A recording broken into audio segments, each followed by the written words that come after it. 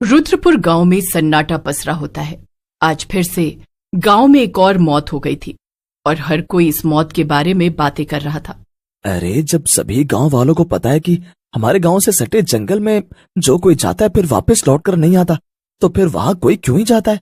अरे मैंने अपने पति को मना किया था कि जंगल के रास्ते ना जाए, लेकिन नशे में धुत मुझे कहते रहे कि मैं भी तो देखूं आखिर जंगल में ऐसा क्या है। और मैं मना करती रही, लेकिन उन्होंने मेरी एक नहीं सुनी। अरे केसरी भाभी, मैं तो मोहन को समझाता था कि इतना नशा करना ठीक नहीं है, और नशे की हालत में देखो अपनी जान गंवा बैठा उस जंगल जाकर। रुद्रपुर गांव से सटा एक घना जंगल था। उस जंगल में जाने वाला इंसान कभी लौट कर नहीं आया, और ये बात गांव वाले अच्छे से जानते थे। लेकिन फिर भी जाने अनजाने में उस जंगल में जो कोई जाता वो भगवान को प्यारा हो जाया करता।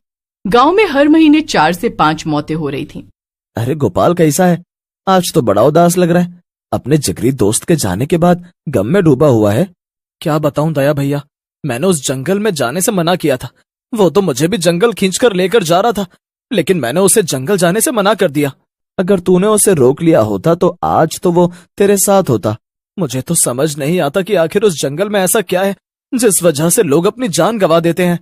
उस जंगल में जो कुछ भी है, लेकिन गांव वाले तो जानते हैं ना, उस जंगल में जाना यानी मौत को गले लगाना। और तुम्हें तो पता है पुलिस की तहकीकात पोस्टमार्टम तक में कुछ नहीं आता, कैसे और किस वजह से मौत हुई। गांव में सभी लोग एक मौत के सदमे से उभर नहीं पाए थे। तभी दया के घर में उस वक्त सन्नाटा पसर जाता है जब उसके बेटे और बेटी लापता हो जाते हैं। अरे मेरे बच्चे न जाने उस जंगल में क्या करने गए थे, अब देखो भगवान को प्यारे हो गए। मेरी पत्नी तो जीते जी मर जाएगी। अरे मैंने क्या बिगाड़ा है किसी का? हाय रे मेरे दोनों बच्चे। भैया मेरे पति की तो लाश भी मिल गई थी, लेकिन सुना है आपके दोनों बच्चों की लाश तक नहीं मिली। नहीं मिली केसरी, नहीं मिली। अब तो ऐसा लग रहा है वो जंगल भूतिया हो गया है, जहां गांव के लोग जाते हैं और गायब हो जाते हैं। मैं तो कहता हूं दया भैया, इसका समाधान हमें सरपंच जी से निकालना होगा। अब सभी गांव वाले सरपंच के पास पहुंचते हैं और अपनी सारी आप बीती बताते हैं। सरपंच भी इस बात को गंभीरता से लेता है और जंगल जाने वाले रास्ते पर एक बोर्ड लगवाने का फैसला लेता है, जिस पर लिखा होता है यहाँ जाना मना है। ये अच्छा किया सरपंच जी ने। इस बोर्ड को पढ़ने के बाद शायद ही कोई इस जंगल में जाएगा।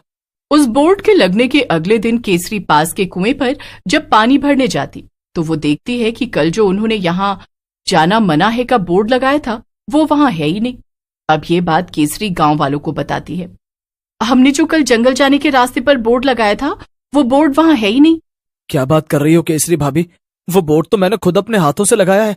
चलो चलकर देखते हैं, लगता है ये गांव का ही कोई आदमी कर रहा है।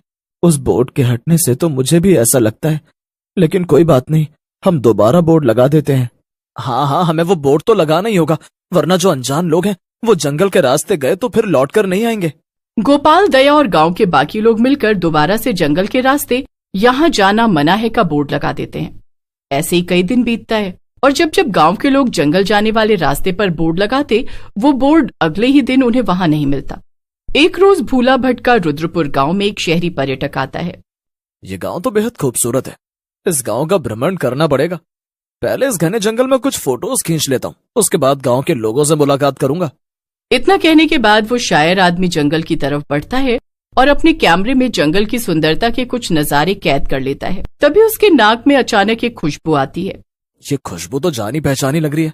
अरे ये तो मेरी फेवरेट चिकन लेग पीस की खुशबू है, लेकिन आसपास तो जंगल ही जंगल है, तो ये खुशबू कहाँ से आ रही है? तभी सामने उसे एक झोपड़ी दिखाई देती है और झोपड़ी के बाहर एक औरत चिकन लेग पीस बेचती हुई नजर आती है।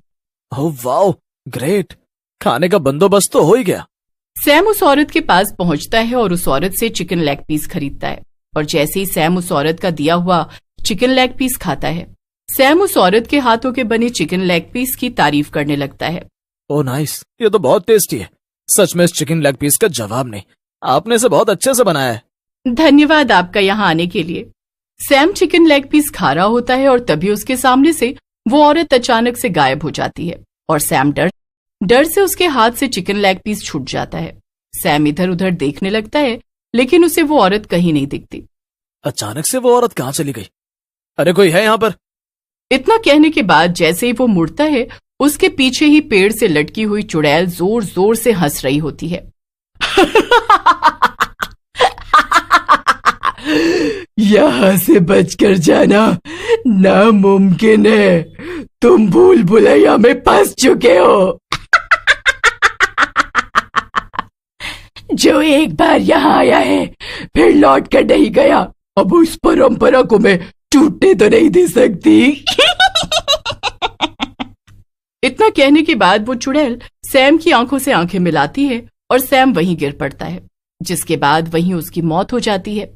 अब अगले दिन उस पर्यटक की लाश मिलती है और गांव वाले घबरा जाते हैं, लेकिन गांव में अब भी लोग लगातार गायब हो रहे थे और अपनी जान गंवा रहे थे। एक रोज देर रात दया अपने बच्चों को याद कर रहा होता है। मेरे बच्चों, क्या सोचकर तुम जंगल गए थे?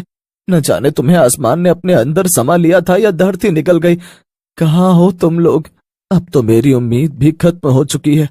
गांव के और लोगों की तरह तुम दोनों भाई बहन भी गायब हो गए। लेकिन ये सब कौन कर रहा है, क्यों कर रहा है, इसका मैं पता लगा कर रहूंगा। दया के बच्चों के गायब हुए महीनों बीत चुके थे। अब दया देर रात हनुमान चालीसा का जाप करता हुआ जंगल पहुंचता है। तभी वो देखता है एक झोपड़ी के बाहर चिकन लेग पीस की दुकान है और एक आदमी उस दुकान से चिकन लेग पीस खरीद रहा है। लेकिन जैसे ही वो आदमी चिकन लेग पीस खाता है, उसके सामने एक चुड़ैल प्रकट होती और वो उस आदमी की आंखों में आंखें डालकर उसे मार देती है। ये सब देख दया डर जाता है और अगली सुबह सारे गांव वालों को जंगल में होने वाली मौत और लोगों के गायब होने के रहस्य को उजागर करता है। यानी कि अब तक गांव के जितने भी लोग गायब हुए हैं या मारे गए हैं, वो सब जंगल में रहने वाली चुड़ैल कर रही है जो चिकन लेग पीस बेचती है। अगर हमें बाकी गांव वालों की जान बचानी है तो हमें जल्द से जल्द किसी तांत्रिक बाबा का सहारा लेना होगा। दया, गोपाल और गांव के बाकी लोग अब तांत्रिक के पास पहुंचते हैं और अपनी सारी आपबीती सुनाते हैं। क्या हुआ बाबा, कुछ तो बोलिए। जिस चुड़ैल की सिफारिश लेकर तुम मेरे पास आए हो, वो चुड़ैल बहुत शक्तिशाली है। झुमरी एक अमीर और चटोरी औरत थी जिसे उसके ही गांव के एक लालची आदमी ने खाने में जहर मिलाकर खिला दिया, जिससे उसकी मौत हो गई और उसके बाद उसकी आत्मा भटक रही है। तो हमें ऐसा क्या करना होगा जिससे गांव वाले और हम उस चुड़ैल झुमरी से छुटकारा पा सके? इसके लिए मुझे महायज्ञ करना होगा और मुझे पूरे 24 घंटे का समय चाहिए ताकि मैं उस चुड़ैल का नामो निशान मिटा सकूं। गांव के लोग उस तांत्रिक की बात सुनकर वहां से चले आते हैं। अब तांत्रिक महायज्ञ करता है और साधना करके चुड़ैल लोक में संपर्क करता है। ओम भट भट स्वाहा। तांत्रिक कुछ देर साधना करता है और चुड़ैल लोक में संपर्क कर पाता है। अब उस तांत्रिक का संपर्क चुड़ैल लोक की चुड़ैल सौदामिनी से होता है और तांत्रिक उसे सारी बात बताता है। झुमरी चुड़ैल, जिस झुमरी की तुम बात कर रहे हो वो मेरी पुरानी दुश्मन है और अपनी दुश्मन को मारकर मुझे खुशी तो जरूर मिलेगी, लेकिन अभी तुम मुझे साधना करके संपर्क कर पा रहे हो, लेकिन इंसानी दुनिया में आने के लिए तुम्हें शमशान में यज्ञ करना होगा, तभी मैं इंसानी दुनिया यानी धरती लोक पर आ सकती हूँ। मैं शमशान में तुम्हें इंसानों की दुनिया में बुलाने के लिए यज्ञ जरूर करूंगा। तांत्रिक अब सौदामिनी को धरती लोक यानी इंसानी दुनिया में लाने के लिए शमशान में यज्ञ करता है। अमावस्या की घनघोर घनी रात थी जब तांत्रिक शमशान में यज्ञ कर रहा होता है और यज्ञ पूरा होते ही सौदामिनी वहां हंसते हुए प्रकट होती है।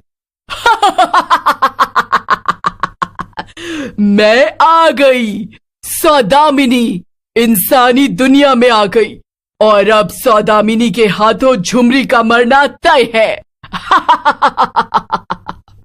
तुम्हारे पास यहाँ रुकने का बस 12 घंटे का समय है और इस अमावस्या की रात तुम्हें झुमरी को खत्म करके वापस चुड़ैल लोक के लिए जाना होगा, वरना तुम्हारी आत्मा भटकती रहेगी और तुम्हारी शक्ति भी छीनी जा सकती है। सौदामिनी अमावस्या की रात अपनी दुश्मन झुमरी चुड़ैल को मारने जंगल पहुंचती है और दोनों का जब आमना सामना होता है तो दोनों एक दूसरे को देखकर बौखला जाती हैं और दोनों में युद्ध छिड़ जाता है। लेकिन सौदामिनी ज्यादा शक्तिशाली थी, उसके आगे झुमरी टिक नहीं पाती और सौदामिनी झुमरी को मार देती है। अब आखिरी सांस गिन रही झुमरी को सौदामिनी कहती है, झुमरी तुम्हारा मरना तो तय था, तुमने अपने मतलब के लिए इंसानी दुनिया में आकर हर एक इंसान से अपना बदला लेना चाहा, बेकसूर लोगों को भी मारा, लेकिन तुम्हारा अंत मेरे ही हाथों लिखा था। अब सौदामिनी तांत्रिक बाबा का शुक्रिया अदा करके चुड़ैल लोक के लिए रवाना हो जाती है